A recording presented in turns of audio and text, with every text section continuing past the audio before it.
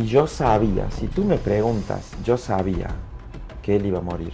A pesar de que todos los médicos decían que le iban a dar de alta el otro día. ¿Por qué lo sabía? Yo no lo sé. Pero ¿por qué te puedo decir que sí sabía? Porque mi mamá, cuando logró salir, se puso de pie y vino a la habitación. Y pasó una de las cosas más hermosas que yo viví en la vida.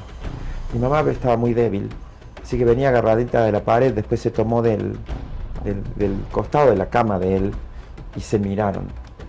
Y él, en la tercera vez en la vida que yo lo veía llorar a mi papá, era un hombre tremendamente fuerte, era un soldado, así que él no lloraba. Y él empezó a llorar y mi mamá lo miró y no hizo nada más que volver a caminar despacito, tomada de la cama, llegó hasta donde estaba él y él la miró con una devoción y lloraba de una manera que era un niño. Ella le dio un beso en la frente, no se cruzaron una sola palabra. Y cuando yo los vi dije, estos dos saben que se están despidiendo.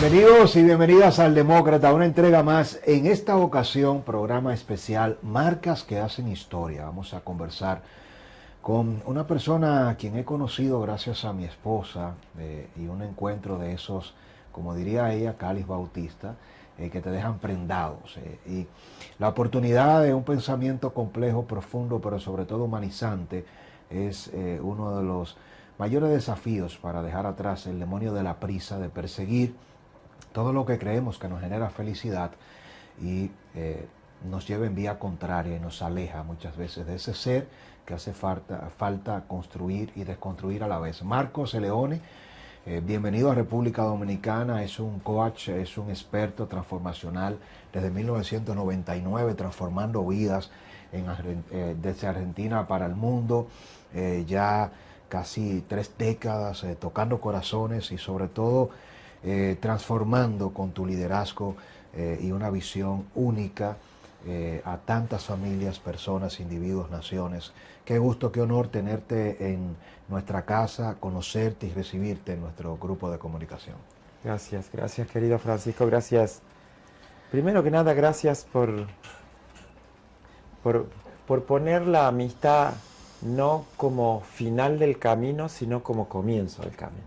Así que gracias por eso, gracias por confiar tanto en tu esposa como para que podamos tener este encuentro y podamos compartir. Ojalá que lo que sea que podamos compartir le sirva al máximo de gente. De seguro que sí, nosotros sobre todo que hablamos mucho de política, de Estado, de problemáticas y muy pocas veces nos detenemos a valorar cómo transformar a una nación empezando primero por uno mismo. Y confío mucho en Cáliz, que más no solamente es una esposa, es una amiga, es una cómplice, compañera y una mujer que me ha complementado, que ha creído y que me ha empujado con su conocimiento a ser un mejor ser humano, un mejor esposo, un mejor amigo y por qué no también un mejor ciudadano. ¿Cómo llegas, Marcos, para conocer un poco de tu historia a todo este desafío de transformar vidas a través del coaching y de no definirlo como una caja de herramientas para ganar, como dices tú, muchas veces esas pretensiones racionales, sino para empezar desde dentro a conocernos nosotros mismos? Bueno, es una hermosa pregunta y entonces vamos a empezar presentándonos un poco. La gente está acostumbrada a presentarse contando cuáles son las cosas que en la vida estudió. Y yo creo que los desafíos más grandes que uno tiene en la vida son las materias más importantes que uno atraviesa. No sé qué título te dan al final, capaz que te dan un título de alguna especie de ser vivo, de adulto o de algo así, pero para mí todo este juego comenzó en mi casa y con mi familia, porque he tenido vamos a decir así, el privilegio de tener una historia muy desafiante, de tener un papá italiano, siciliano, que estuvo en la Segunda Guerra Mundial, que estuvo en 2 años y pico en campo de batalla, que vio mucho sufrimiento evidentemente, y que después cuando migró a la Argentina o migró a América, porque él no iba a ir a la Argentina y terminó en la Argentina, se trajo su sufrimiento con él, porque hay sufrimientos que uno no se los puede sacar de encima migrando, porque se van a donde uno sea que esté. el desafío de vivir con él, además de recibir la vida a través de él y de mi mamá, fue muy grande, porque era una persona con muchas dificultades para poder conectar con nosotros, sus hijos, y con su mujer y con su gente querida, a quienes amaba mucho, pero no desde el miedo. Él tenía miedo a todo, y en vez de expresar el miedo con miedo, él expresaba el miedo con furia. Entonces todos les teníamos miedo a él. Cuando alguien tiene mucho, pero mucho miedo y no puede enfrentar su miedo, muchas veces lo que hace, como en una historia que contábamos hace un rato, lo que uno hace es hacer que el otro le tenga miedo para que no se note el miedo de uno. Wow. Cuando, después de muchas aventuras que tuvimos juntos, y algunas de ellas fueron tremendamente dolorosas, mi papá murió conmigo. Tenía yo 16 años, estaba cuidándolo en ese momento. Y él murió cuando se enteró que mi mamá se estaba muriendo, porque mi mamá había enfermado de cáncer y tenía un cáncer muy avanzado. Y cuando él se enteró que ella se estaba muriendo, se vino abajo, de tal forma que el día que ella hizo la crisis más grande, y eso para mí es una bisagra, por eso te lo quiero contar, porque te estoy contando lo que para mí es como el momento donde algo pasó en mi conciencia, a esos 16 años. Yo llamé a mi mamá para pedirle que traiga pijamas porque necesitaba para ayudarlo a cambiar a mi papá y demás, que tenía hemorragias y todo eso. Él estaba internado y ella básicamente se descompensó una cuadra antes de llegar. Y cuando la encontraron y vieron que había una clínica, la tomaron la gente del suelo, la levantaron, la metieron en la clínica, la tomaron en la guardia, y justo estaba ella llegando, así que era ahí. El médico que la vio dijo: esta es la mujer de Leone. Entonces la pusieron en revisión para ver qué pasaba con ella. Además ella estaba peladita, en plena quimio, así que se notaba mucho que era una mujer que estaba en el desafío de sanar. Y encontraron una sola cama que tenían disponible para ponerla, que era en la habitación del lado de donde estaba él. Cuando a ella la internan, yo todavía no sabía nada, yo estaba al lado de la cama de mi papá, en la habitación de él. Ella hace un paro cardíaco. Y yo lo único que veo por la puerta es lo que ya voy a ver tantas veces luego trabajando en hospitales, que es el equipo médico y enfermeros y todo el mundo corriendo con carritos, con máquinas y no sé qué. Eso no se ve, la gente en los hospitales no corre porque no quieren alertar, salvo que sea demasiado importante lo que ocurre, como por ejemplo cuando una persona simplemente deja de respirar o se le para el corazón. Alguien me llamó para que salga de la habitación, yo no lo quería dejar a mi papá, yo salí y me fui a la habitación del lado y vi a una mujer acostada con unos zapatos, y cuando vi los zapatos y vi toda la gente arriba reanimándola y demás, y uno le ponía una cosa y el otro con la máquina le hacía electroshock, y yo miraba y digo: pero esos son los zapatos de mi mamá, esta persona tiene los mismos zapatos que mi mamá. Entonces hice así y vi la mesa de luz y vi la cartera y dije: esta cartera es igual a la de mi mamá. Y en ese momento caí en cuenta que esa era mi mamá. Wow. Mi mamá no murió, salió del paro cardíaco, ese salió. Salió como pudo, porque verdaderamente no estaba nada bien.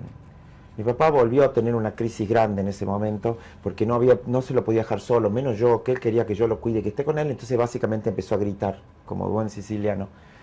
Y yo la única forma que tuve de pedirle por favor que pare fue decirle: espérate, porque mamá está internada en la habitación del lado y se está muriendo. Y mi papá, yo creo que si le hubiera dado un sedante no hubiera logrado que se calme como se calmó cuando le dije eso. Pero no solo se calmó, cayó en cuenta de que se estaba cumpliendo el peor de sus miedos, que es perderla. Y en 12 horas murió. Le estaban por dar de alta, hizo un paro cardíaco él y murió él. Y yo sabía, si tú me preguntas, yo sabía que él iba a morir, a pesar de que todos los médicos decían que le iban a dar de alta el otro día. ¿Por qué lo sabía? Yo no lo sé. Pero ¿por qué te puedo decir que sí sabía? Porque mi mamá, cuando logró salir, se puso de pie y vino a la habitación. Y pasó una de las cosas más hermosas que yo viví en la vida. Mi mamá estaba muy débil, así que venía agarradita de la pared, después se tomó del costado de la cama de él y se miraron. Y él, es la tercera vez en la vida que yo lo veía llorar a mi papá. Era un hombre tremendamente fuerte, era un soldado, así que él no lloraba. Y él empezó a llorar y mi mamá lo miró y no hizo nada. más que volver a caminar despacito, tomada de la cama, llegó hasta donde estaba él, y él la miró con una devoción y lloraba de una manera que era un niño.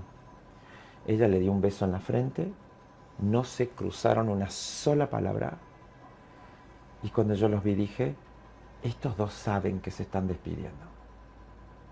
Mi mamá se levantó, era una mujer muy fuerte también, me miró y me dijo, esta noche te vas a dormir a casa. Yo hacía 7 noches que no dormía, que dormía lo que podía, que no salía del hospital. Desde que lo habían internado con él, me interné yo con él. Ya había bajado 6 kilos en una semana. Y era una cosa muy, pero muy, vamos a decir así, bastante difícil de sostener, porque si yo seguía en ese estado me iba a enfermar yo. Entonces mi mamá con muy buen tino dijo, te tenés que ir esta noche a casa. Yo le dije, ¿cómo no? Y cuando mi mamá se fue, mi papá me miró y me dijo, yo quiero decirte que te pido perdón. Y le pido perdón a todos, a tus hermanos, por las veces que los traté mal, a tus tíos, a los vecinos, a toda la gente con la que tuve mal carácter, yo le quiero pedir perdón. Yo que no entendía muy bien cómo este hombre que había sido un ogro toda la vida, ahora de repente pedía perdón, le dije, está bien, cálmate, ya está, déjalo así. Y mi papá se durmió, hizo un paro cardíaco y murió. Se despidió de esa manera. Se despidió de pidiendo todos. Perdón. Pero lo que más me importa decirte con esto es que para mí, ese fue el comienzo del camino. Mi papá además me abrió una puerta haciendo eso, porque él estaba seguro de que la mejor manera de vivir en la vida y sobre todo de hacer, qué sé yo, de tener éxito, era ser militar, porque era una cosa que pasaba, sobre todo en esa época, digo yo, y además por donde la vida que vivía él. Entonces él no podía entender que yo decía que iba a ser psicólogo, que iba a estudiar psicología. Entonces ya había empezado yo la carrera de psicología, hacía 3 meses, él no sabía nada, era un secreto, y cuando murió me quedó el camino abierto para seguir estudiando. No me hice militar. Hice un servicio militar de 14 meses, que fue demasiado largo, pero básicamente no me hice militar. Mi investigación, mi camino, tu pregunta es cómo comenzó este camino. Para mí mi camino comenzó buscando entender cómo funcionaba mi propio dolor. Y en el camino de tratar de entender el dolor, con lo que me encontré es cómo funciona el amor. Y que el amor y el dolor no están desconectados uno del otro, sino que el dolor es como una puerta, que si uno se anima a abrirla y a entrar, en vez de rechazarla, a donde uno se encuentra es una forma del amor que es muy, pero muy difícil de reconocer y que no tiene nada que ver con el amor romántico, con la sensiblería del amor, sino con una forma de estar en el mundo y de hacer contacto con la vida, en donde lo esencial se pone sobre la mesa y todo lo demás que tenemos construido, casi que te diría como para distraernos de este mundo, pasa totalmente a segundo plano. Qué interesante, y sobre todo que te abras y compartas en esta conversación atípica en todos los sentidos, teniendo una gran testigo con nosotros hoy, además a toda la audiencia global, planetaria, que nos ve, con un argentino como tú, que representa un liderazgo, reitero, que ha tocado cientos de miles de vidas. ¿En qué momento te lograste sanar, perdonar, para hacerte consciente de que tenías ese don divino de poder ayudar a tantas personas a que se perdonaran, se sanaran y fueran mejor seres humanos? Qué hermoso. Lo primero que a mí me sostuvo no fue tratar de hacer algo conmigo. Yo no sentía que adentro mío las cosas estaban lo suficientemente enteras y bien acomodadas como para creer en serio en mí. Lo que yo sí sabía es que así como yo necesitaba ayuda y necesitaba amor y necesitaba apoyo, necesitaba validación, que me miren con respeto, no necesitaba que me den algo, necesitaba que me dejen un lugar para vivir. Porque yo sentía que no lo tenía, o que por lo menos era muy difícil. Había participado de muchos grupos, había participado de grupos religiosos también, había participado dentro de la iglesia, la acción católica, y yo ya había hecho la experiencia de ser sacerdote, de entrar al seminario para estudiar sacerdocio. Vaya. Como mi padre había estado 2 años en el Vaticano como guardia suizo cuando estaba en Italia, él no tenía una muy buena experiencia de lo que había sido eso. Y entonces dentro de todos los rollos que tenía, una de las cosas que decía es que nunca iba a aceptar que yo fuera sacerdote. Entonces yo me escapaba, al revés de lo que pasa con la gente, que la gente o los chicos, qué sé yo, los invitas a misa y tienes que llevarlo con una correa, como al perro cuando no quiere salir de la casa, para llevarlo a misa. Yo me escapaba por la ventana para ir a misa sin que mi padre me vea. No sé si era solo un acto de rebeldía, yo creía en serio que había un padre más grande y tremendamente más bueno para él y para mí, que nos podía sostener a los dos. Y después, finalmente, después de algunas aventuras que también tuve dentro de la iglesia, ese sueño lo dejé y me fui a hacer la psicología primero y después hacia el coaching y tantas otras cosas más.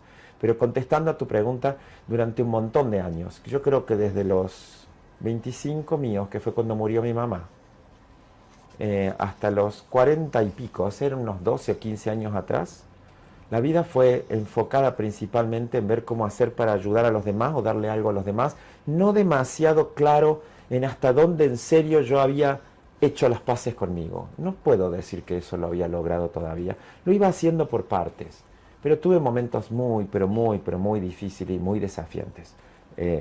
Tuve un diagnóstico bastante grave de cáncer a los 27 años, y eso fue otro gran sacudón. Y después de eso, a los 40 años, tuve el peor accidente que podría haber tenido yendo al sur, a Neuquén, allá en donde están las petroleras al sur de la Argentina. La persona que manejaba el carro un Viernes Santo a las 6 de la mañana, yo no sé si entre dormido o qué pasó, apretó el acelerador en vez del freno y lanzó el auto en el que íbamos sobre un barranco. Wow. Y de ese accidente terminé con una fractura de cráneo, con 4 días de coma, y de ahí yo mismo me dije, o yo no cambio la forma en la que me miro, o esto se termina. Después de eso, yo aprendí algo, Francisco. Algo que después me dijo uno de mis grandes maestros, y he tenido varios en la vida, y creo que voy a seguir teniendo más, porque no voy a dejar nunca de seguir aprendiendo. Morir es más fácil que solucionar. Sufrir es más fácil que solucionar. Irse es más fácil que quedarse. Y todo el movimiento interno que yo reconocí en ese momento es que yo tenía todo el movimiento a irme. Era más fácil renunciar a la vida o irme que sentarme a ver en serio cómo iba a construir a través de esa historia algo que no solo sirva para servir a los demás, sino que me iba a incluir. Mi gran tarea era cómo me puedo incluir yo en el valor que le doy a los demás. Me costó mucho entenderlo. Yo ya era bueno en lo que hacía. Yo había sido siempre un gran estudioso, porque básicamente, no porque sea inteligente, sino porque no era muy divertido, porque básicamente en mi casa todo estaba organizado para hacer las cosas bien. Mi casa con mi papi era todo muy reglado, porque necesitaba el control para poder no tener tanto miedo de que nos podía pasar cosas y demás. Entonces, el estudio y el estudiar fue para mí un refugio, siempre. Entonces cada vez que terminaba algo empezaba a estudiar otra cosa, y cuando terminó una carrera empecé a estudiar otra y después otra, y estudiaba carreras en el medio de la carrera que hacía. De hecho, hice carreras cortas dentro de la carrera de psicología, también estudié grafología. Un día mi papá, a los 15 años, todavía faltaba un tiempo de despedirlo, quisimos salir con mis hermanos y unos amigos a un boliche a bailar. Y él no nos daba permiso para salir de noche, habitualmente era toda una historia. Entonces, la respuesta que nos dio ese día fue, ¿cómo es que quieren ir a bailar si ustedes nunca fueron a una academia a aprender a bailar? Y yo me quedé con la idea, dije, ¿cómo una academia para aprender a bailar para ir a un boliche? ¿Será así? La cuestión es que murió mi papá y yo empecé a estudiar psicología, y parte de lo que hice para pagarme la carrera de psicología es que me anoté en una academia, aprendí a bailar y me pasé los primeros 4 años de la carrera dando clases de baile. Wow. Al boliche no iba, pero a dar clases sí. Si era para otro, bailemos lo que quieran. Y básicamente yo creo que después de ese accidente de los 39 años, fue a los 39 exactamente, yo tuve que tomar una decisión. Y yo creo que más allá de la cuestión que suena dolorosa o trágica, no es trágica, es necesaria. Las crisis se manifiestan como en estadios o como en volumen. Y si Y si uno no es capaz de ir escuchando en el cuerpo y en el alma cuál es el grado de dolor que la crisis va trayendo para que uno se sacuda, despierte y decida algo cambiando de dirección, lo más probable es que la crisis próxima que venga sea más grande. Las crisis y sobre todo los accidentes no vienen para que uno muera, vienen para que uno cambie. Y si uno en el fondo no cambia, esto es como cuando tienes que resetear la computadora porque no hay forma de sacarle lo que tiene si no es empezando de nuevo, o hay que borrar todo esto y empezar de nuevo otra discusión u otro diseño. Entonces, yo aprendí después de ese accidente de que, más que aprendí, tomé una decisión. Tomé la decisión que me quería quedar. Que de este mundo no me quería ir antes de que tenga que irme. Al fin y al cabo, ¿para qué pelear tanto por la muerte si la muerte es lo único que tenemos garantizado? Entonces me senté un día y dije, ¿en serio que lo que me pasa a mí es que me quiero morir? No, lo que me pasa a mí es que yo tengo miedo de vivir. Y esas son dos cosas muy distintas. Una cosa es querer morirse y otra cosa es no saber cómo vivir o tenerle miedo a no llegar a ser lo que uno hubiese deseado para que la vida sea un juego que valga la pena jugar. La vida tiene que ser un juego que valga la pena porque de gratuito no tiene nada. Entonces, si lo vas a pagar y va a ser así de caro, como mínimo que valga la pena jugarlo. Claro. Así que ahí empezó a cambiar la cosa. Yo te diría que la gente habla de la crisis de los 40. Para mí la crisis de los 40 no fue una crisis, la crisis de los 40 fue un tocar fondo a lo más bajo que podía tocar. Y cuando uno toca fondo muy abajo, la única posibilidad que queda es subir. Renacer. Sí, y también reinventarse. Porque como yo desde muy pequeñito, el horizonte estuvo organizado en ver qué hacer para ayudar a otro, darle algo a otro, y no solamente por buena gente, por favor. La gente se había convertido en la gran excusa para yo no tener que hacer algo por mí. Y cuando uno ya se inventó la identidad de que uno es bueno y que es servicial o que es generoso, ¿saben lo que ocurre? Ya nadie está mirando qué pasa contigo. Ni qué necesitas tú, ni si te estás haciendo cargo de ti, ni si eres bueno contigo como pretende serlo con el resto. Yo creo que como a los 40 yo entendí que la autotraición es igual o peor que traicionar a otra persona.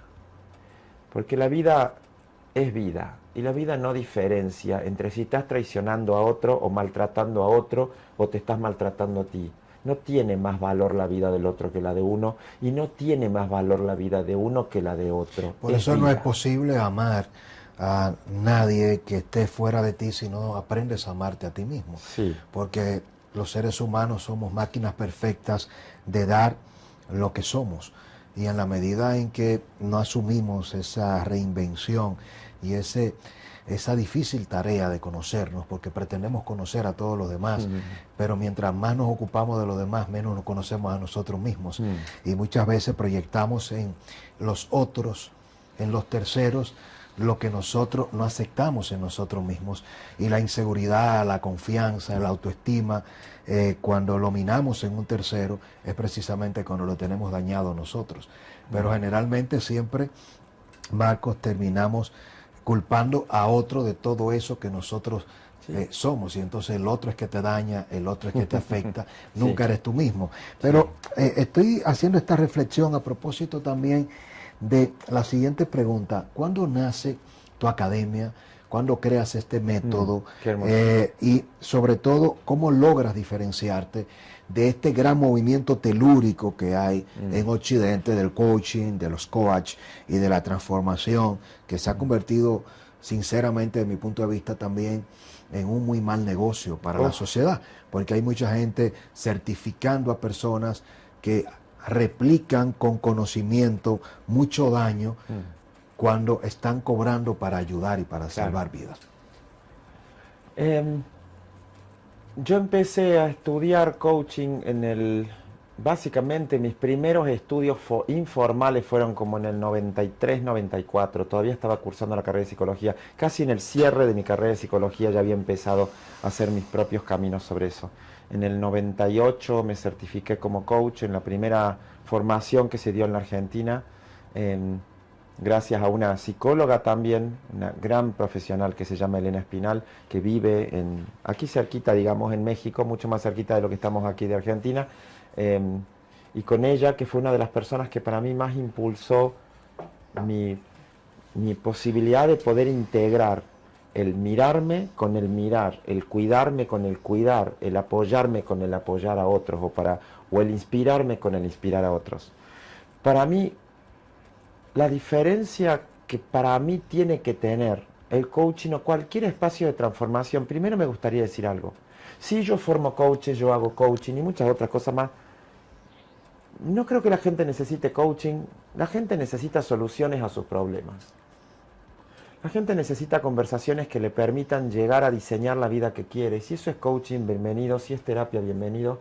Si eso es hacer masita de café, conversando con alguien, pues haremos masita de café. Yo creo que en realidad lo que ocurre es que nosotros le ponemos títulos a las prácticas para poder diferenciarlas, y la gente luego lo que hace es usar el título de la práctica y de alguna forma la repercusión que el título ese tiene, en este caso el coaching, para poder hacer alguna forma o crear alguna forma de identidad con lo que hace. Yo tengo otra idea. Yo creo, y tú lo dijiste recién con otras palabras y lo dijiste muy bonito, no sé si me va a salir así de bonito a mí, pero yo creo que uno no solamente da lo que uno tiene, sino que uno solamente puede ofrecer lo que uno es. Y lo que uno es una construcción que depende solo de la forma en la que uno ha sido capaz de diseñarse a sí mismo. Wow. Y la vida es un espacio de diseño. Y el diseño no viene solamente en que nos vamos a sentar a soñar. El diseño viene de que el espacio de futuro es un espacio abierto y lleno de posibilidades, pero dentro de las condiciones armadas por el pasado. Eso significa que no podemos saltarlo al pasado, diseñarlo diferente, cambiarlo al pasado y dejar de repetirlo. Pero para eso lo tenemos que conocer. Porque el cuerpo al pasado no lo va a olvidar. Entonces toda la gente que hace coaching diciendo el pasado queda atrás y vamos a mirar para adelante, parece que no saben nada de biología. Porque uno no olvida a menos que tenga Alzheimer. Y si la idea es que para poder mirar hacia adelante hay que dejar de mirar para atrás, entonces tampoco el pasado sirvió para nada. Y yo soy de los que creen que el pasado es un regalo así como haya sido, no porque yo tenga un pensamiento muy positivo, sino porque simplemente lo que creo es que el pasado son una cantidad de recursos que si uno es capaz de hacer la alquimia de convertirlo en habilidades, esos mismos fondos que hemos tocado se convierten ahora en el trampolín para el próximo salto. Lo que creo que pasa con la mayoría de la gente que dice que hace coaching es que coaching se puso de moda. Cuando nosotros empezamos y yo empecé a estudiar allá en el 90 y pico, la gente me decía, ¿qué estás haciendo? ¿Qué? Coaching. ¿Y eso es una cosa de China? Me dice una mujer una vez. No, le digo, no se llama coaching, se llama coaching, no es de China. En todo caso es entre Estados Unidos y Europa y te puedo contar un poco más. Y me miran como diciendo, ¿y para qué estás haciendo eso? Que además nadie sabe qué es. Cuando el coaching se puso de moda y se convirtió en una práctica bastante popular, ahora todo el mundo quería ser coach. Y empezamos a tener problemas que son los que estamos teniendo ahora de regulación. Básicamente, al no tener una regulación institucional específica, salvo el de las instituciones, que también existen asociaciones internacionales que son nuestras instituciones de referencia para poder hablar de coaching profesional, y mucho de la gente que trabaja dentro del coaching y hace coaching no tiene ninguna vinculación con ninguna asociación, no importa cuál sea. Con lo cual, hacen lo que quieren, declaran coaches en 3 días, hacen formaciones de horas. He visto formaciones en donde tú te anotas por internet, nunca ves a ningún ser humano, te mandan una cantidad de libros en PDF, 2 o 3 preguntas y después te mandan un certificado que dice que eres coach. ¿Qué creo yo? Yo creo que el misterio humano no entra en ninguna práctica, pero sí creo que el coaching ha hecho algo, se ha hecho cargo de algo que nosotros habíamos dejado de lado o perdido, que es de la educación del ser. Y cuando digo educación del ser, digo, al ser no lo podemos entrenar y no lo podemos acompañar a que se diseñe dándole más información, porque la información, y en ese aspecto creo que las universidades, queriendo o no queriendo, nos han mentido y mucho. La información no provoca más conocimiento.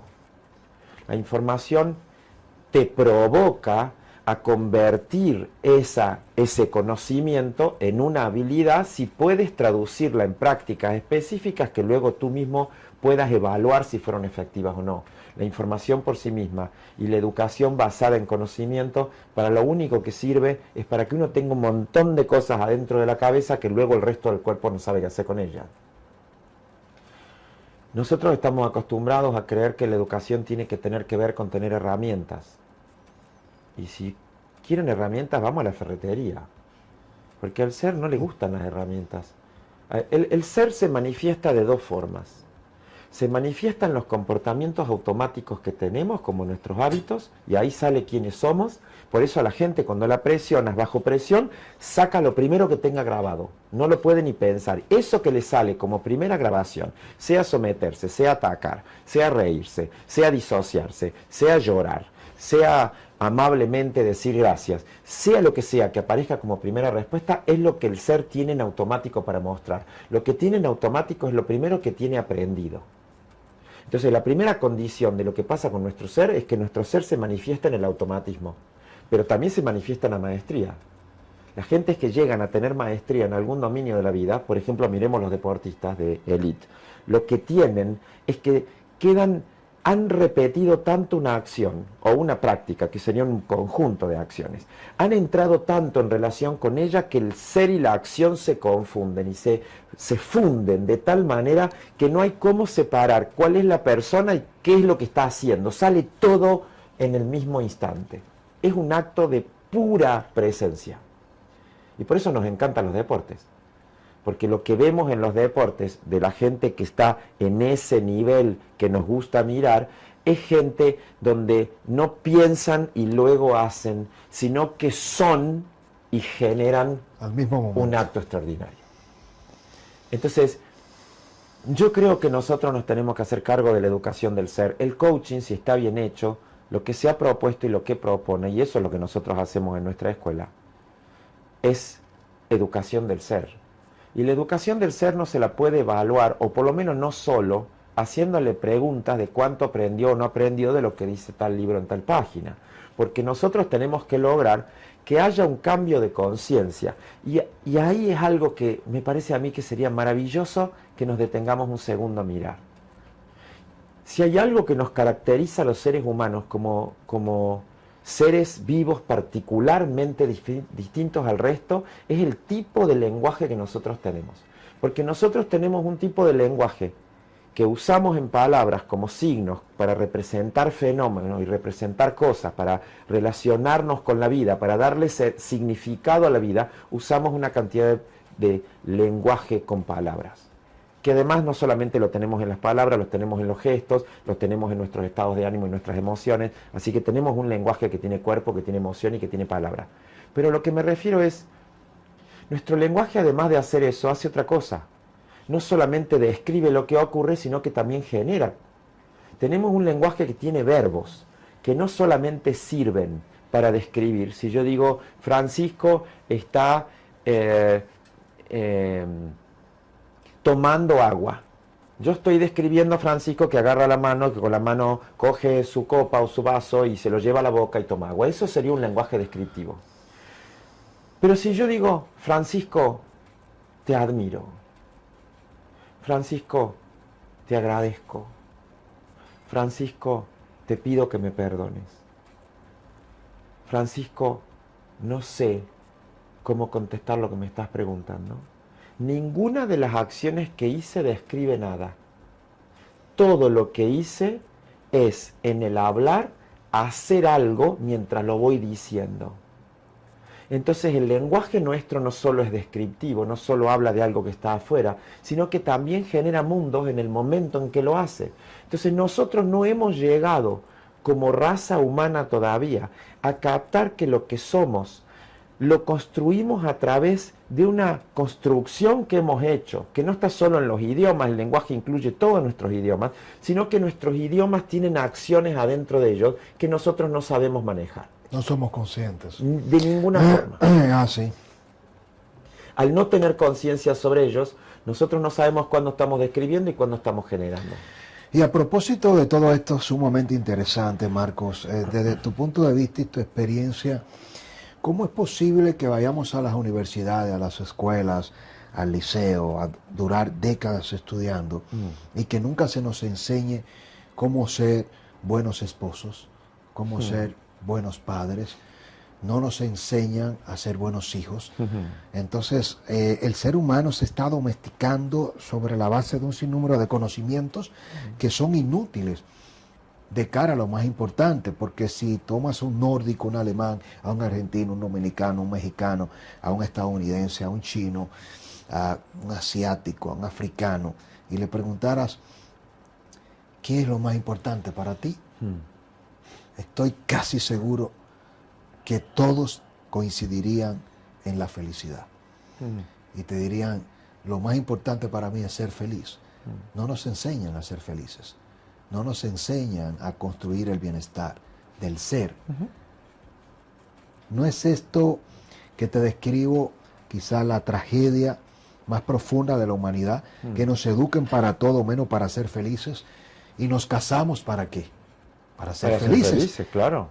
Y cuando nos unimos a una mujer o a un hombre, ¿qué esperamos ser? Felices. Felices. Y cuando tenemos hijos, queremos felicidad. Y que ellos sean. Entonces, ¿cómo el ser humano ha avanzado tanto hasta crear la IA, dominar el espacio, y no nos enseñan a construir felicidad? Había un poeta que dijo una vez, el agua es un misterio para los peces, el volar es un misterio para los pájaros, y el hombre es un misterio para sí mismo. Y a mí me gusta mucho esa frase, porque lo que estás preguntando trae algo muy, pero muy importante. Y es que si nosotros hemos llegado a crear la IA y hemos avanzado tecnológicamente, lo que hemos avanzado en los últimos, no voy a decir 100 años, voy a decir 20, que además están a la vuelta de la esquina. Y todavía no tenemos ni dimensión de lo que vamos a cambiar en los próximos 10 años. ¿Cómo es que todavía tenemos problemas tan básicos como no poder aceptar las diferencias, asumir nuestras culpas? ¿Cómo es que no sabemos hacer duelos? Porque todo eso que estoy diciendo está totalmente conectado con eso que tú traes, que es el amor y la felicidad. Voy a poner los dos juntos, porque creo que la meta es la felicidad, pero la meta de la felicidad es conocer el amor.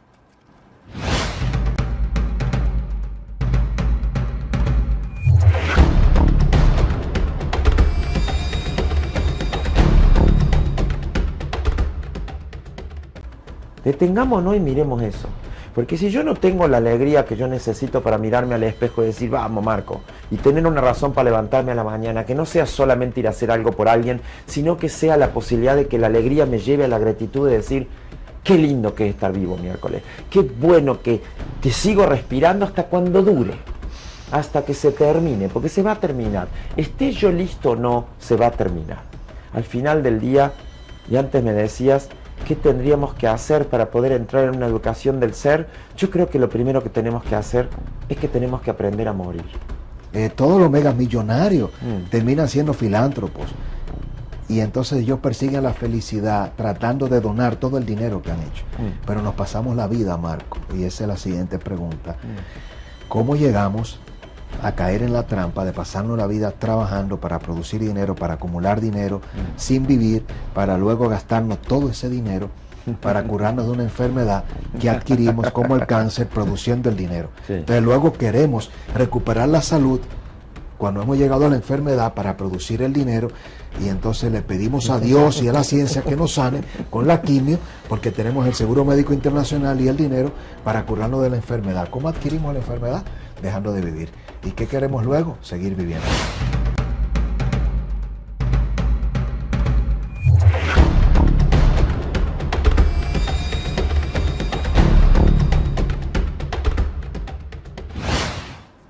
Yo creo que lo que ocurre primero es que no es que no nos han enseñado a ser felices, creo que hemos hecho cosas peores, ¿no? Nos hemos comprado cuentos de lo que es la felicidad que no tienen nada que ver con ella. Y nos hemos comprado cuentos de lo que es el amor y justificamos barbaridades que hacemos por amor, ¿eh? Creo que eso ocurre porque de alguna forma también, volviendo al lenguaje, nuestro lenguaje es el mayor de nuestros recursos y el peor de nuestros problemas. porque como se puede esconder dentro del mismo, porque en el mismo lenguaje describimos y al mismo tiempo cada vez que interpretamos algo dejamos afuera todas las otras posibles miradas que hay fuera de esa interpretación, nosotros tenemos la posibilidad, que no es muy bonita que digamos, de quedarnos atrapados en nuestras formas de mirar y creer que ese es el mundo y no una interpretación mía. Wow. Nosotros confundimos. Los orientales dicen de que nosotros vivimos en una ilusión, en una maya de lo que es la vida. Es como una especie de la Matrix. ¿Se acuerdan la Matrix cuando tomaba la píldora para ver si podías ver o no era o no cómo es la vida realmente o qué es lo que hay detrás del entramado, del tejido de lo que nosotros hemos construido? Yo creo que nosotros tenemos que cambiar nuestra educación. Yo creo que para cambiar nuestra educación tenemos que cambiar nuestra política. Yo creo que para cambiar nuestra política tenemos que cambiar nuestra forma de convivir. Y creo que para cambiar nuestra forma de convivir tenemos que cambiar nuestra forma de ser. Primero con nosotros mismos y después con los demás. Ahora, el cambio que creo que tenemos que hacer es que tenemos que volver a revisar en serio qué es lo que nosotros vamos a valorar. Porque todos los seres humanos, también por tener lenguaje, tenemos algo que por dentro nos impulsa, que son nuestros valores. Y los valores no son necesariamente ni morales ni religiosos. Los valores son los motores que hacen que uno tenga con qué darle sentido a una vida que si no, no tiene ninguno o por lo menos está vacío. Entonces, ¿qué hacemos nosotros con nuestro lenguaje, con la forma que tenemos de ser como humanos? Nosotros a través del lenguaje a la vida le damos significado, o sea que hacemos interpretaciones y decimos, este libro es un muy buen libro para leer. Y cada vez que hago una interpretación, lo que estoy abriendo es una posibilidad, por ejemplo, de que leas el libro y lean Los Hermosos Eric Fromm, o puede ser que lo que estoy haciendo es al revés, es decir, no me gusta este libro no sirve, y entonces en vez de abrir una posibilidad con el mismo lenguaje la cierro. Cada vez que uno hace una interpretación, uno da un significado, pero no termina ahí. Cada vez que yo hago un significado sobre algo y digo, mi amigo Francisco es una buena persona, o digo, mi amigo Francisco es alguien que sufre demasiado y no debería, o que necesita ayuda y nadie se la da, cada vez que yo interpreto, significo. Y cuando le doy un significado, estoy creando un sentido. Cuando yo encuentro que una interpretación se conecte con otra y con otra y con otra, armo cuentos, se llaman o relatos o narrativas. Esos relatos o narrativas con las que hacemos canciones y les contamos cuentos a los niños, arman un sentido en la vida. Entonces, lo primero que hacemos es otorgar significado y lo segundo que hacemos es darle sentido a la vida. Cuando nosotros a la vida empezamos a darle sentido a través de juntar interpretaciones y armar cuentos, empezamos a hacer algo mucho más interesante. Todo esto tiene que ver también con la felicidad. Empezamos a imaginar que la vida no solo tiene sentido, sino que nosotros podemos declarar un propósito para vivirla. Un propósito no es una meta, es una fuente de sentido sostenido. Si yo digo, por ejemplo, mi propósito en la vida es servir a los demás y disfrutar con alegría del encuentro con cada persona. Entonces eso entra dentro de cualquier cosa que haga, dentro de cualquier interacción que tenga y me sirve para medir si estoy adentro de mi propósito o alejándome de mi propósito. Cuando nosotros declaramos que la vida tiene un propósito, no solamente, o muchos para algunos, pero no solamente le damos una dirección y un sentido, sino que hacemos algo muchísimo más interesante. Tomamos el misterio de la vida y decidimos que vamos a marcar un camino para recorrer la incertidumbre, sin saber y sin poder controlar, pero que de todas formas sea un camino diseñado o elegido que hace o que sirva para que yo me ponga en acción, desarrolle habilidades, aprenda algo y en el medio me vaya descubriendo a mí mismo.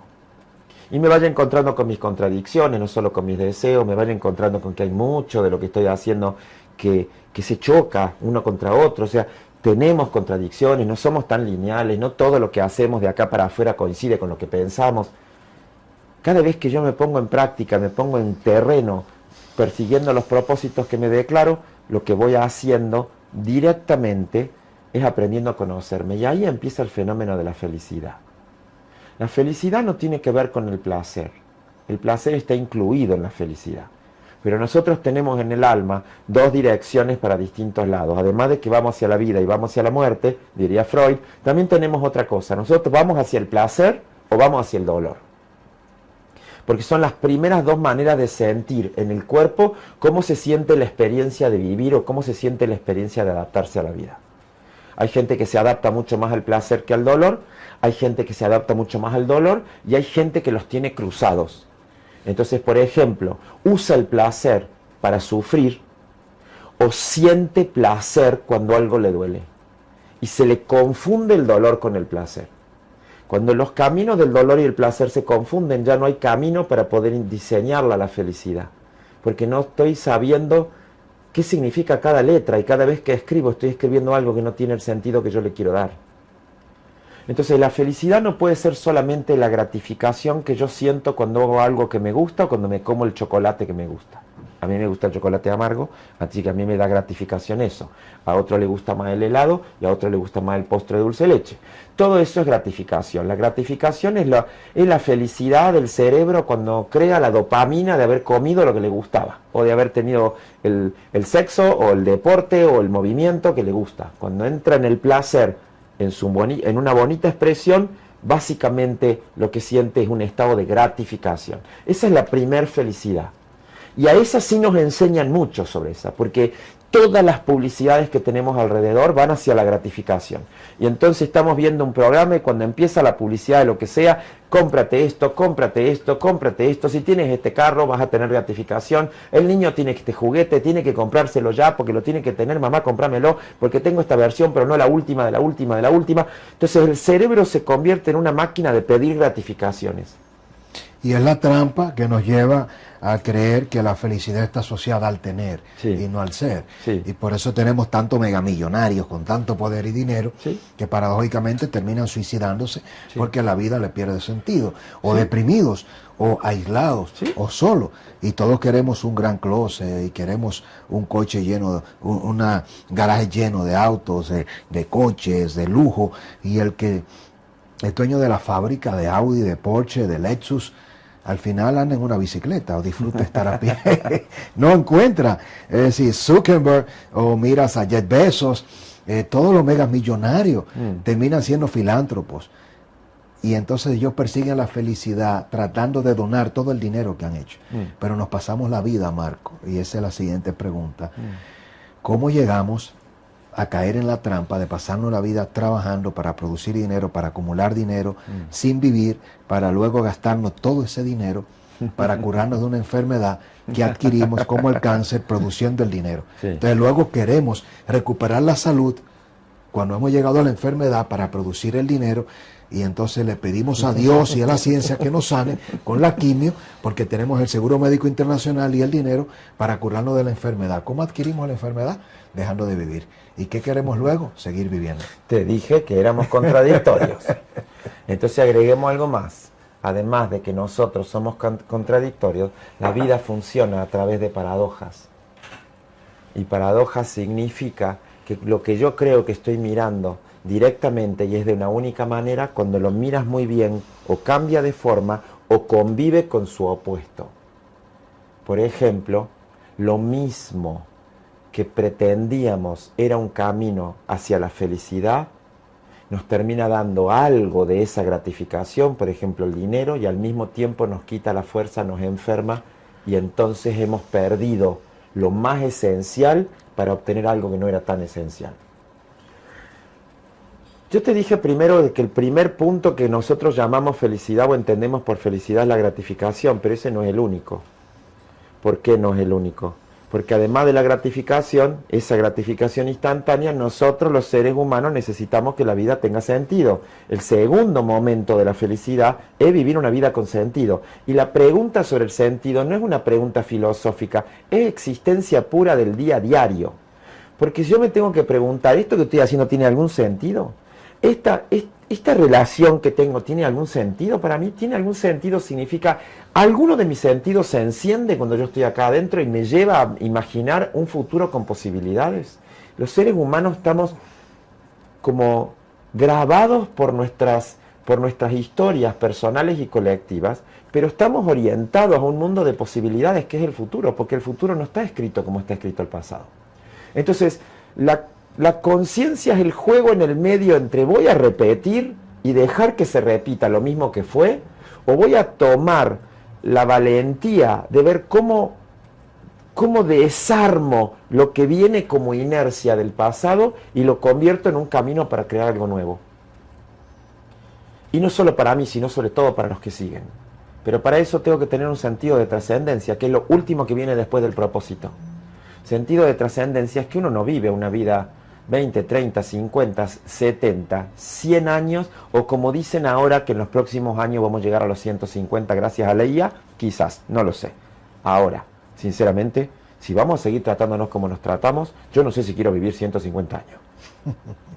Creo que el desafío más grande que nosotros tenemos, y ese es el misterio de lo que se trata el juego de ser humanos, yo creo que el desafío más grande que nosotros tenemos es el aprender a convivir.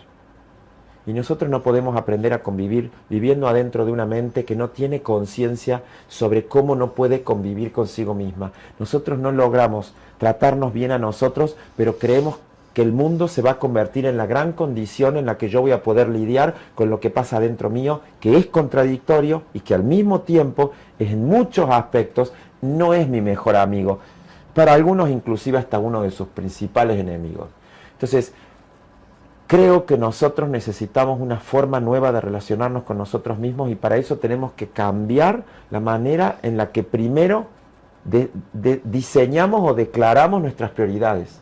La prioridad no puede ser hacer algo por otro, la prioridad no puede ser tener el mejor auto o el mejor carro. La prioridad tiene que poder ser primero, yo voy a ser mi mejor amigo o voy a lograr como mínimo ser la persona que más me respeta, así como soy y con lo que se manifiesta en mí. Y también con lo que no logre. Y eso sería una declaración de propósito. Absolutamente que sí. Ese es el propósito de, no solo el propósito, puede ser el propósito de la vida, o yo también puedo poner como propósito de la vida que me voy a dedicar a ser mi mejor versión para dejar la mejor huella para el mundo, y para eso necesito como primera condición cambiar la relación conmigo.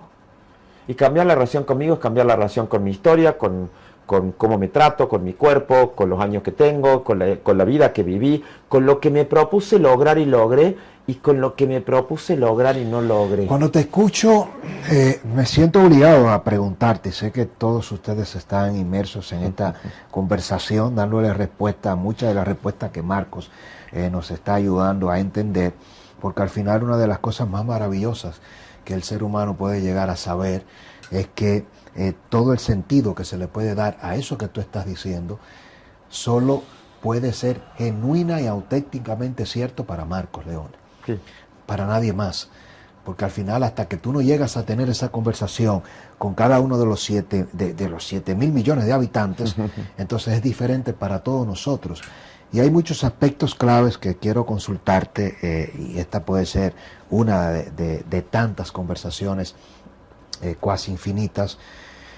La familia se está reinventando, Marcos, y cada vez más los seres humanos quieren casarse menos y quieren tener menos hijos, y lo que ha pasado es que quizás el avance de la ciencia y de la relación del individuo ha comenzado a negar, a propósito de la contradicción, el hecho de que es fundamental tener una familia, pero yo no puedo vivir para tener hijos y criar esos hijos y sacrificarme para mis hijos sin ocuparme de mi felicidad, y entonces luego le transfiero a mis hijos todo lo que yo dejé de hacer por ellos, y ellos van a hacer lo mismo, se van a sacrificar, se van a casar para criar a sus hijos y los hijos de los hijos de los hijos nuestros.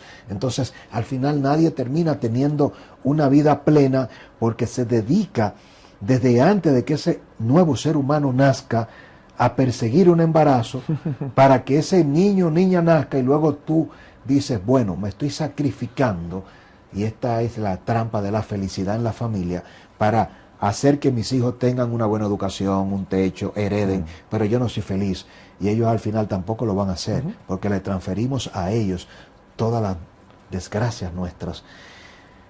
¿Es posible que la familia se reivindique, se relance, y que sí queramos tener hijos para ser felices sin perder el sueño y el legado particular? Sí, yo creo que hay muchas causas de por qué los chicos y los jóvenes están eligiendo no tener hijos o armar familias mucho más flexibles, por llamarla de alguna manera. Entonces no voy a decir que con esto voy a responder todas las causas, pero sí te voy a decir lo que creo y lo que veo como principalmente fundamental. Yo creo que nosotros hemos fracasado en ser buenos modelos de felicidad para ellos. Y que cuando yo hablo con los jóvenes y nos logramos abrir mutuamente para decir lo que verdaderamente tenemos en el corazón, lo que ellos te dicen es, yo no quiero vivir la vida de mi mamá ni la de mi papá, no quiero sentir lo que ellos sintieron, que se pasaron tanta vida sintiendo peso o tanta vida sintiendo que se tenían que dedicar a otro y tuvieron que abandonarse a ellos para eso. Yo no quiero eso para mí. Yo quiero viajar, yo quiero aprender, yo quiero cuidarme y yo quiero sentir que la vida me pertenece y no que porque amo demasiado algo o a alguien se la tengo que entregar al otro y el amor termina convirtiéndose en una suerte de sacrificio casi estoico. Yo creo que nosotros no nos hemos dado cuenta de que nuestras formas de amor, lo que han hecho a nuestros hijos o a los hijos del mundo, es hacerlos sentir culpables. De que porque nos hemos dedicado a ellos, nosotros terminamos así. Sin vivir. Sin vivir, sin disfrutar, pasamos de ser un hombre y una mujer deseables y hermosos a ser estos señores medios aburridos, amargados, de pantufla, amargados, que no salen ni al cine porque ahora además tienen plataforma para ver televisión en casa, entonces ¿para qué moverse? Yo creo que nosotros hemos sido ciegos a algo que yo creo que es extraordinariamente importante y sobre todo en la niñez más temprana. Los niños no siguen lo que los padres les dicen que tienen que hacer o ser. Los niños lo que imitan y lo que copian es lo que los padres se hacen a sí mismos y entre ellos. Entonces ellos no siguen el lenguaje del consejo, ellos siguen la dirección de ser como tú. Entonces vas a ver que si tú te detienes un segundo a mirarlo, vas a tener hijos que se tratan a sí mismos exactamente como tú te tratas a ti o te trataste, y que tienes hijos que se tratan exactamente en el opuesto de como tú te trataste. Que sería lo mismo, pero al revés. Con lo cual sigue siendo su modelo. Yo creo que nosotros tenemos una deuda para pagar con las generaciones nuevas, y la deuda que tenemos para pagar es decir, en vez de pedirle que tengan familia, que tengan hijos o lo que sea, tenemos que poder decir, reconocemos que no por lo que hemos hecho con ustedes, sino por lo que hemos hecho como modelo para que ustedes sigan, no hemos sido un buen ejemplo. Porque un buen ejemplo debería tener como mínimo 3 condiciones emocionales. Un buen ejemplo que uno quiera seguir tendría que ser una persona que tenga alegría en vez de tristeza o resentimiento. Un buen ejemplo tendría que ser una persona que tenga serenidad en vez de tener ansiedad o miedo. Y un buen ejemplo tendría que ser una persona que vive en gratitud y no en queja constante. Y yo creo que ellos nos han visto quejarnos demasiado, estar demasiado tristes, tener demasiado miedo, estar demasiado ansiosos y correr todo el tiempo y no tener tiempo para nada y no tener presencia porque hay que seguir y porque hay que hacer, y les hemos enseñado a hacer y los hemos convertido la vida de ellos en algo que hay que estar todo el tiempo llenando para producir, para llegar a algún lugar que no sabemos ni nosotros cuál es. Yo creo que nosotros no hemos hecho una educación del ser, hemos hecho una educación del hacer para llegar a tener, y tú lo dijiste hermoso, cuando llegamos a tener nos damos cuenta que la vida pasaba por otro lado y ese día la vida ya se pasó. Entonces, creo que lo más importante que podríamos hacer es empezar de nuevo por nosotros mismos y preguntarnos algo muy simple. ¿Tenemos la alegría, la serenidad y la gratitud que necesitamos primero para ser un buen modelo para nosotros mismos? Detengámonos y miremos eso. Porque si yo no tengo la alegría que yo necesito para mirarme al espejo y decir, vamos Marco, y tener una razón para levantarme a la mañana, que no sea solamente ir a hacer algo por alguien, sino que sea la posibilidad de que la alegría me lleve a la gratitud de decir, qué lindo que es estar vivo miércoles, qué bueno que sigo respirando hasta cuando dure, hasta que se termine, porque se va a terminar. Esté yo listo o no, se va a terminar. Al final del día, y antes me decías, ¿qué tendríamos que hacer para poder entrar en una educación del ser? Yo creo que lo primero que tenemos que hacer es que tenemos que aprender a morir. Wow. Nosotros creemos que lo que tenemos que lograr es aprender a vivir. No, lo primero que tendríamos, y se los voy a decir como como ciudadano de un país en donde el fútbol es religión. Lo que nosotros deberíamos hacer antes de aprender a jugar al fútbol es aprender a que el gol hay que hacerlo adentro de los 45 minutos. Y eso no se va a mover. Si la relación con el tiempo no es lo primero que yo aprendo y la relación con el final no es lo primero que yo incorporo, todo lo demás que haga es relativo. Porque yo mismo no le voy a dar el peso, no le voy a dar la profundidad, ni menos el valor que tiene que tener, porque si no se hace ahora se hará más adelante, y porque si no lo logro ahora lo haré después, y porque si no lo hago yo lo hará otro, y si no lo conquisto por mí otro me lo dará, o conseguiré el dinero suficiente para comprarlo.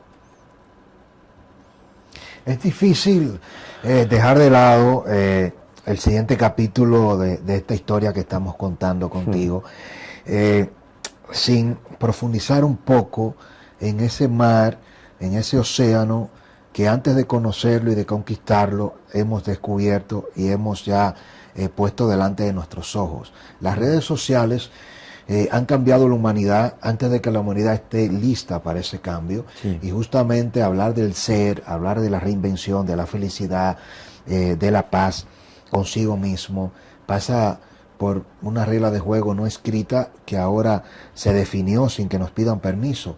Todos, prácticamente todos estamos siendo dominados por el demonio de la prisa de demostrarle a todo el mundo que no conocemos que estamos bien cuando estamos mal. Ahora estamos más preocupados por tirar la foto de lo que nos estamos comiendo en el momento en que ni siquiera nos hacemos conscientes de si está bueno o no. Y hacemos turismo, viajamos y pasamos por tantos lugares que luego de haber estado en esos países, en ese restaurante con tu esposa, con tu esposo, con tus hijos, con tu madre o tu padre, tú no te diste cuenta que estuviste allí, porque se lo estabas mostrando a personas que ni siquiera conoces. ¿Sí? Y estabas más concentrado en postear, en publicar, que en disfrutar. Y a mucha gente le está pasando que tiene que tomar el teléfono y ahora ir a ver las fotos de los sitios donde estuvo para hacerse consciente de que estuvo ahí. Me parece conocido, pero estuviste ahí. Lo que pasa es que cuando estuviste estaba más concentrado en tirarte la foto para mostrársela a la gente que te sigue, que no te conoce. Porque ahora paradójicamente, Marco, tenemos millones, miles de amigos que no son nuestros amigos y que no nos conocen. Y hay depresión por el like, hay envidia, ¿sí?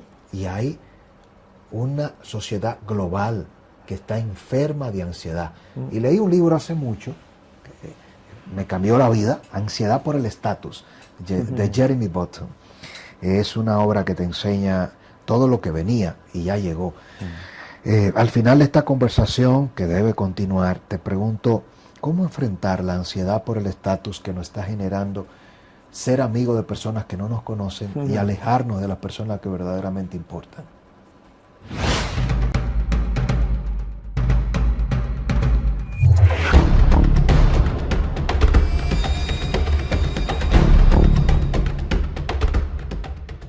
La confianza nos va a llevar a poder abrirnos, a compartir y a coordinar.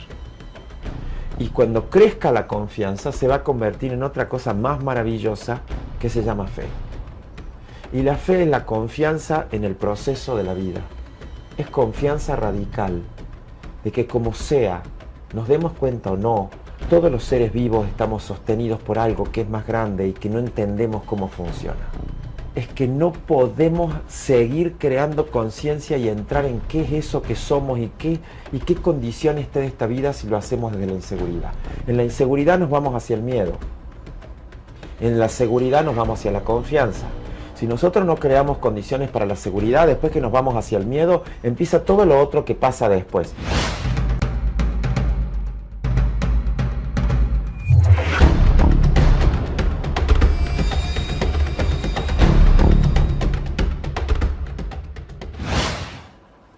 Yo quiero hacer una distinción que creo que nosotros con las redes de alguna forma hemos perdido, o por lo menos se nos han vuelto a confundir.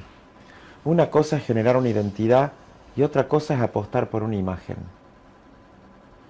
La imagen es una fachada, es un disfraz, es el día de Halloween, donde yo decido que ese día voy a ser un personaje en particular para vivir una fiesta de una determinada manera o una determinada celebración. Yo sé que ese no soy yo y el resto también celebra la imagen que doy y sabe que adentro hay alguien, se den cuenta que soy yo o todavía no, saben que adentro hay alguien que no es ese. Nosotros estamos vestidos de Halloween todo el año. Nosotros usamos las redes, como si la gente, como si lo que yo tuviera que mostrar es que me convertí en el personaje ese que yo necesito que los demás vean de mí para que me aprueben. Pero nos hemos olvidado de algo. Si estoy tan deseoso de conseguir aprobación, si estoy tan deseoso de conseguir gente que diga de mí, sí, te acepto, estamos volviendo al circo romano, que me levanten la mano y me hagan así con el pulgar o que me hagan así y me manden a los leones. Si estamos tan deseosos de agradar, el dislike. Si estamos tan necesitados de agradar y si estamos tan necesitados de complacer, lo que no estamos viendo es que lo que fracasó es la vivencia del amor incondicional.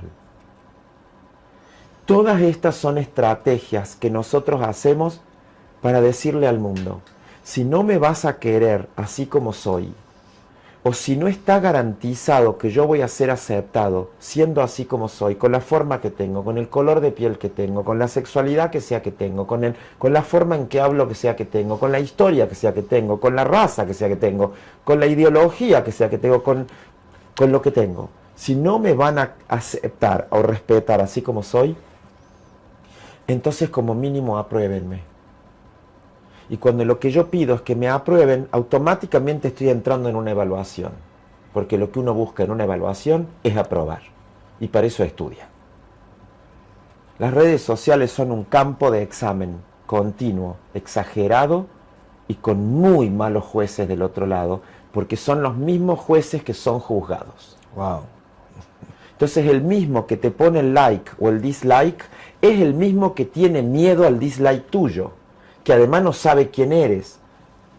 Y eso es lo que yo creo que ha ocurrido porque nosotros hemos dejado de mirar que lo esencial es construir una identidad, no vivir detrás de una imagen. Y cuando hablas de identidad y no vivir detrás de la imagen, te refieres a que mucha gente cercana incluso le da tristeza, rabia, verte feliz en esa imagen usando la cartera, la ropa, el auto que él no tiene. Y ahora le causa más tristeza no el hecho de que lo va a llegar a tener o no, sino de que tú lo tengas y se lo muestres. Porque ahora todo el mundo quiere mostrar lo que el otro tiene y no disfrutar lo que tiene. Cuando el valor que se pone sobre la mesa, o por lo menos se vive, sea o no sea explícito, es el ser exitoso. Y se considera el éxito a través de los logros materiales, lo cual considero que es absolutamente una mentira. Creo que es bueno tener logros y creo que es bueno acumular riqueza porque la necesitamos entre todos.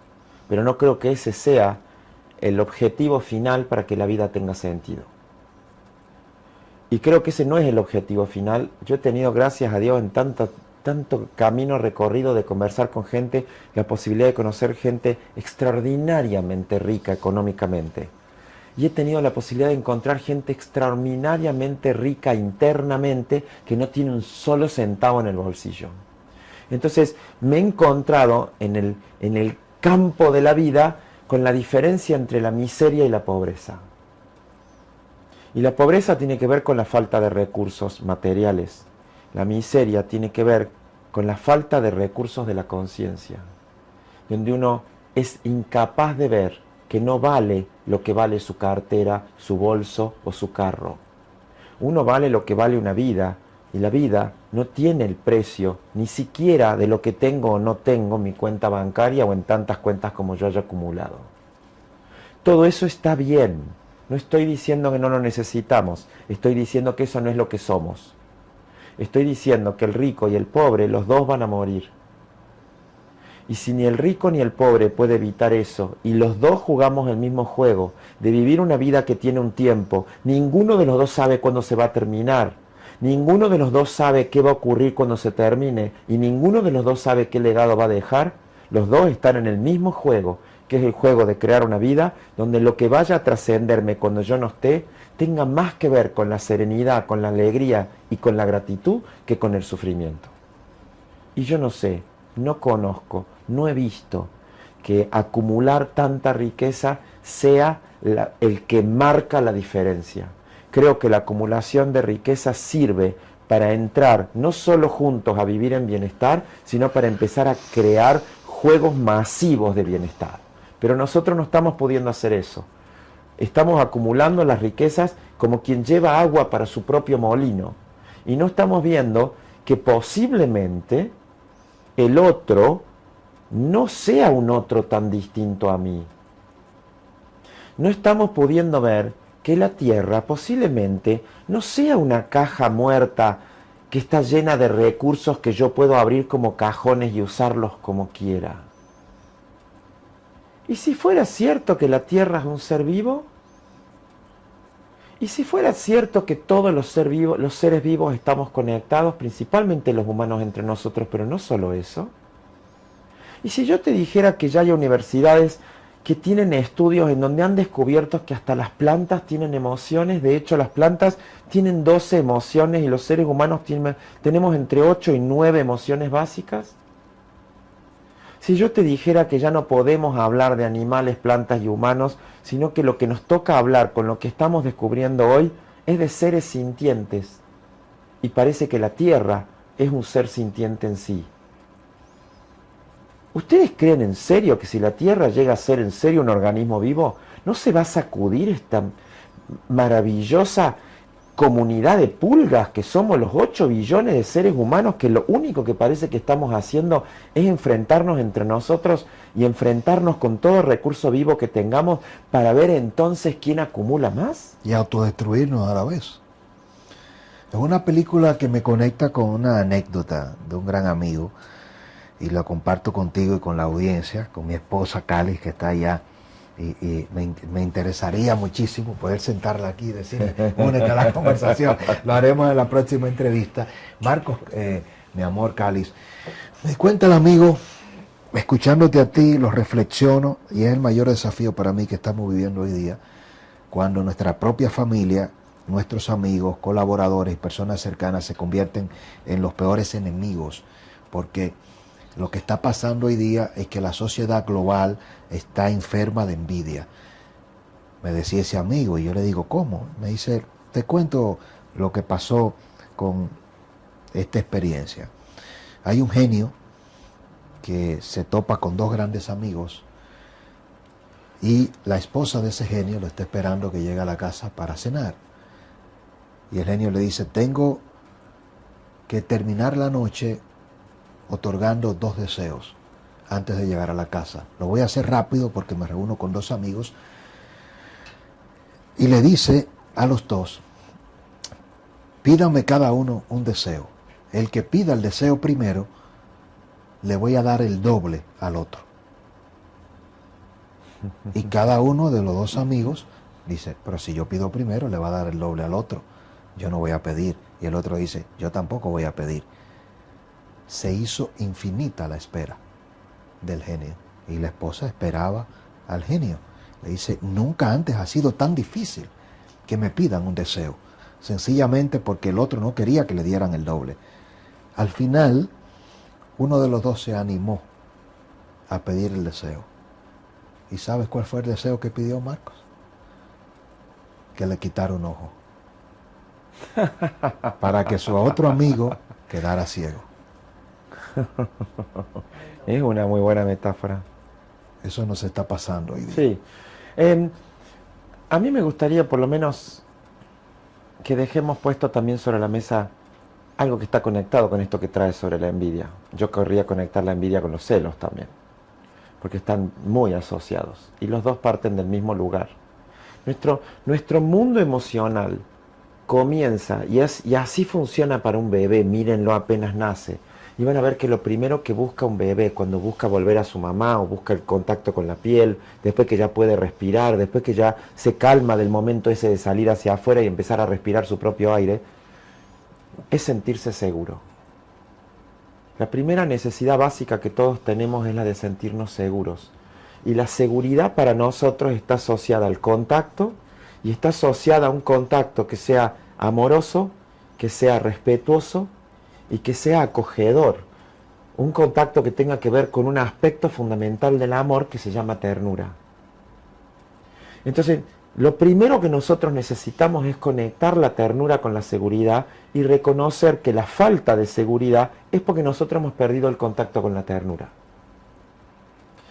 Pero no quiero hablar de ternura, quiero dejar instalado que si nosotros no podemos reconocer que lo que nos falta es seguridad y hemos naturalizado vivir inseguros y sentirnos inseguros y tener sociedades inseguras, calles inseguras, casas inseguras, y compramos alarmas y compramos seguros y compramos todo lo que compramos porque nos sentimos inseguros y porque queremos y necesitamos resguardarnos de los peligros y de las amenazas que nosotros en muchos aspectos también hemos inventado, no todas, pero muchas. Si nosotros no volvemos a la pregunta sobre qué necesitamos para sentirnos seguros, van a crecer todas las emociones que tengan que ver con las estrategias que armamos para poder sobrevivir a un mundo que es inseguro, internamente inseguro y externamente inseguro. Tenemos que poner la necesidad de recuperar la seguridad sobre la mesa porque la seguridad es el primer contexto que nos va a llevar a lo esencial que necesitamos, que es tener y construir confianza. La confianza nos va a llevar a poder abrirnos, a compartir y a coordinar. Y cuando crezca la confianza se va a convertir en otra cosa más maravillosa que se llama fe. Y la fe es la confianza en el proceso de la vida. Es confianza radical de que como sea, nos demos cuenta o no, todos los seres vivos estamos sostenidos por algo que es más grande y que no entendemos cómo funciona. Le podemos poner nombre, lo podemos tratar de maquetar en algún tipo de teoría o en algún tipo de cosmovisión, pero en realidad lo que no sabemos, porque no lo sabemos, es qué es lo que verdaderamente nos mueve y mueve a todo este universo. Pero lo que sí podemos inferir de eso es que no podemos seguir creando conciencia y entrar en qué es eso que somos y qué condición está de esta vida si lo hacemos desde la inseguridad. En la inseguridad nos vamos hacia el miedo. En la seguridad nos vamos hacia la confianza. Si nosotros no creamos condiciones para la seguridad, después que nos vamos hacia el miedo, empieza todo lo otro que pasa después. Para poder sobrevivir, nos metemos en mecanismos de adaptación, buscamos aprobación y entonces vivimos todo el tiempo tratando de encajar en el patrón cultural que hayamos inventado, buscamos complacer a los demás y evitar conflicto como sea, y sobre todo lo que hacemos es buscar de una u otra forma terminar agradando al modelo que sea que tenga enfrente o revelándome de la mirada de los demás, porque somos incapaces de ver que lo que fracasó es el contexto de seguridad y con él la vivencia de sentirnos amados.